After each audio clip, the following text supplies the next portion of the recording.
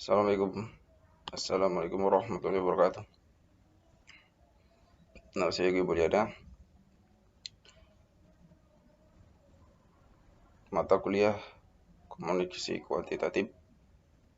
Laporan baca. Tugas laporan baca Karen Boyle. Langsung saja saya akan mempresentasikan. 1. Biografi Karen Boyle. Karen Elizabeth Boyle lahir tanggal 22 Oktober 1972 adalah Profesor Studi Media Feminis di Universitas of Stuyvesant. Sebelumnya ia adalah Profesor Studi Feminis di Universitas di Oxford. Sebelum itu adalah seorang dosen dalam studi film dan televisi di University of Glasgow. Dia telah menerbitkan sejumlah artikel tentang feminisme, kekerasan dan pornografi. Boyle duduk di Dewan Editorial dan Studi Media Feminis dan Seksualitas Media dan Masyarakat. Pornografi dan kekerasan. Pornografi merupakan kekerasan yang diberlakukan terjadi di dunia nyata, eksploitasi wanita dan eksploitasi anak dalam dunia industri.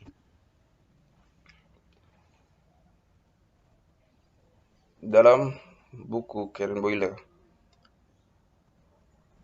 ada teori yang saya ambil, yaitu teori Charlotte de Lasswell.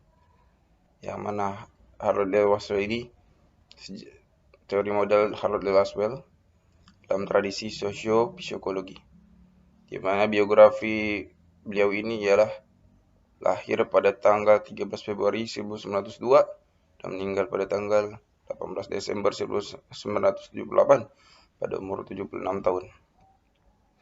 Beliau adalah seorang politik terkemuka di Amerika Serikat, seorang pencetus teori komunikasi. Di pertama kali dari buku Karen Boyle ini, saya akan memaparkan di mana ada film yang bernama Deep Throat, di mana film ini menceritakan tentang seorang wanita yang frustasi secara seksual, Linda Lovelace, yang bernama Linda Lovelace pemerannya, minta saran kepada temannya Hub Dolly Sharp setelah sebuah pesta seks tidak menolong. Helen mengajukan Linda untuk pergi ke seorang dokter, Harry Rems. Dokter ini berkata bahwa klitoris Linda berada di area tenggorokannya. Menjadi perbincangan setelah terbongkarnya indikasi kasus kekerasan dan pelecehan seksual di sebuah wawancara seorang bintang bernama Linda. Ia mengakui ia dipaksa dan diperkuli pada saat perfilman berlangsung. Bahkan ada segmen-segmen di mana ia diperkosa beramai-ramai. Penjelasan dari film The Deep Throat ini, di mana dalam film pornografi ini adalah pelecehan dan kekerasan, namun di dalamnya selalu ada sebab akibat atau teori model Lasswell. Di mana siapa, how, bicara apa, say what, pada saluran mana, in which channel, kepada siapa, to whom, dengan pengaruh apa, with what effect. Di mana kekerasan dan pelecehan tersebut dikaburkan di kalangan khalayak dengan keterangan praktisi feminis anti sensor. Berpendapat bahwa Linda tidak disalahgunakan dalam pornografi, bahwa ceritanya adalah salah satu pelecehan pasangan, di mana Linda dipaksa oleh suaminya. Maka dengan pendapat ini seolah merepresentasikan tidak adanya penyalahgunaan pembuatan film dan penyalahgunaan pornografi, namun adanya kekerasan dalam rumah tangga. Bahwa di dalam film The Deep Throat dengan teori model Lasswell, yaitu teori media massa, yang mana berfokus pada 5 aspek, yaitu how, say what, in which channel, to how, with what effect. Namun unsur paling disorot di sini ialah dalam film The Deep Throat, efek dampak, yang mana seorang yang berbicara dapat mempengaruhi pandangan khalayak terhadap film. Semisal film yang tadinya film The Deep Throat, seolah film ini layak untuk ditonton dan tidak adanya unsur penyalahgunaan pemain dan pornografi. Perubahan pandangan Kalayak di sini dibuktikan dengan banyaknya penonton dan keuntungan yang didapat dari penyelenggaraan film The Deep Throat tersebut. Pelecehan sutradara dalam casting pemain film. Pada tahun 2000, satu kasus pemerkosaan di Inggris memberikan contoh nyata tentang perspektif seksual dan kekerasan dalam film. Seorang sutradara film palsu dilaporkan karena memperkosa seorang wanita di sebuah audisi. Dengan adanya laporan wanita kepada agen film tersebut, namun agensi film tidak menggubris, tetap mengirim wanita untuk mengikuti audisi film. Dan akhirnya, sutradara tidak dilaporkan ke polisi dalam kejadian tersebut. Penjelasan. Dalam hal ini, teori model Laswell, sebab akibat, yang mana terjadi di sini, pemerkosaan tahun 2000, terdapat audisi film oleh sutradara film How. Sejumlah wanita yang menyampaikan in which channel telah memberitahu kepada agen tentang perilaku sutradara. Say what? Kepada siapa? Kepada agen. In home. Namun agensi tetap mengirim wanita ke audisi film sehingga kasus tersebut tidak dilaporkan polisi. Efeknya tidak ada. Jadi teori ini menjadikan sebuah realitas bahwa semua kekerasan dalam pelecehan seksual yang terjadi belum tentu itu sebuah pelecehan seksual. Dari apa yang terjadi dalam audisi film, semua hal yang timbul dari how, in, which channel, say what, with what effect. Penenturannya yaitu efek dari apa yang disampaikan tersebut, apakah ada timbal baliknya atau justru tidak ada feedback dari kejadian tersebut, disebabkan hal internal lainnya.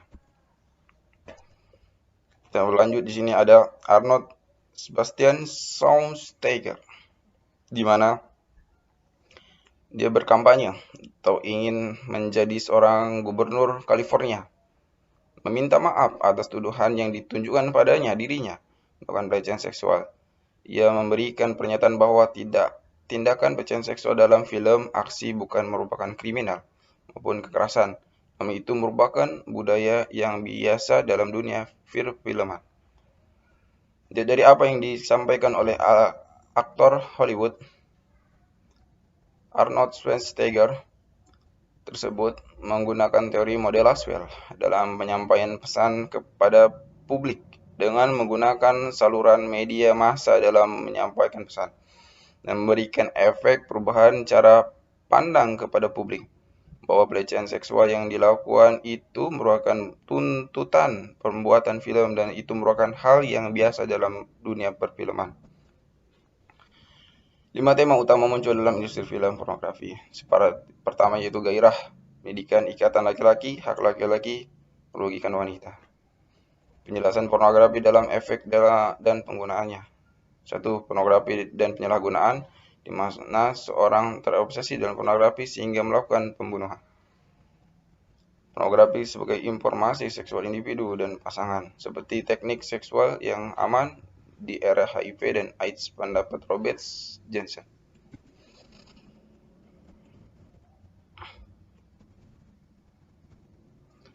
Daya tarik, kekerasan, dan kengerian.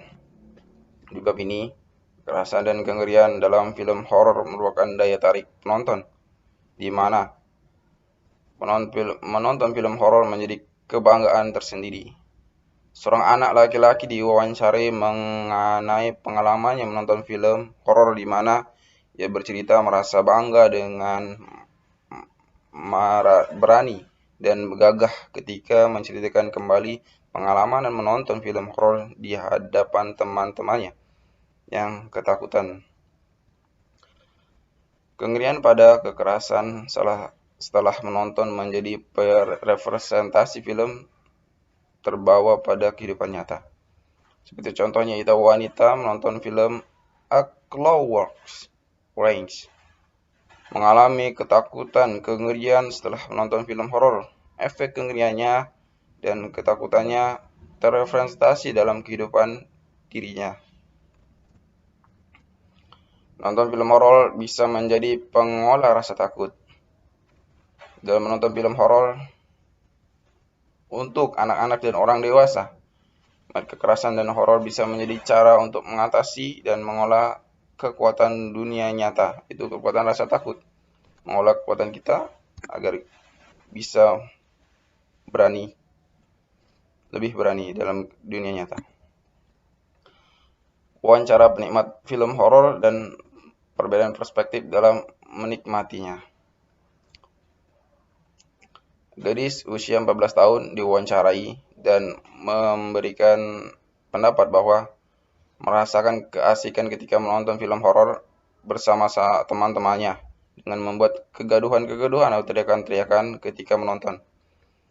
Dan pendapat anak laki-laki berusia 10 tahun yang berpendapat merasakan keasikan nonton ketika dapat menceritakan hal-hal mengerikan kepada teman-temannya. Kekuatan kenyataan dalam film. Dalam film ada kenyataan dan terjadi dalam sebuah film ada terjadi kisah atau kejadian nyata.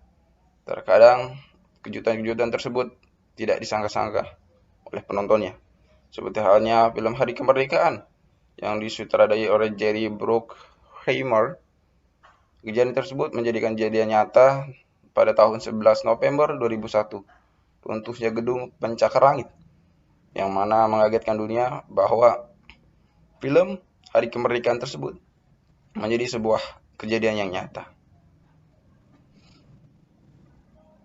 Film kartun, siapa yang tidak tahu dengan The Simpsons, yang mana film tersebut atau film kartun tersebut terkadang memberikan sebuah kejutan-kejutan nyata dalam dunia asli. Seperti halnya terpilihnya Barack Obama, terpilihnya Donald Trump, dan terpilihnya Biden.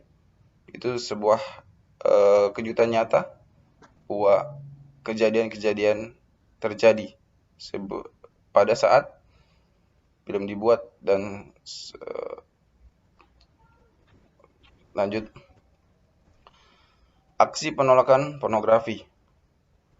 Pengajuan UU pornografi di Amerika Serikat sebagai diskriminasi seks mengenai 5 keadaan di mana perempuan, anak-anak, dan laki-laki dapat mengambil tindakan dalam pemaksaan dalam hal pembuatan pornografi, pencemaran nama baik dalam bentuk gambar, dan lain-lain. Diserang karena pornografi tertentu, semua penjualan, distribusi, dan lain-lainnya diatur oleh UU ini.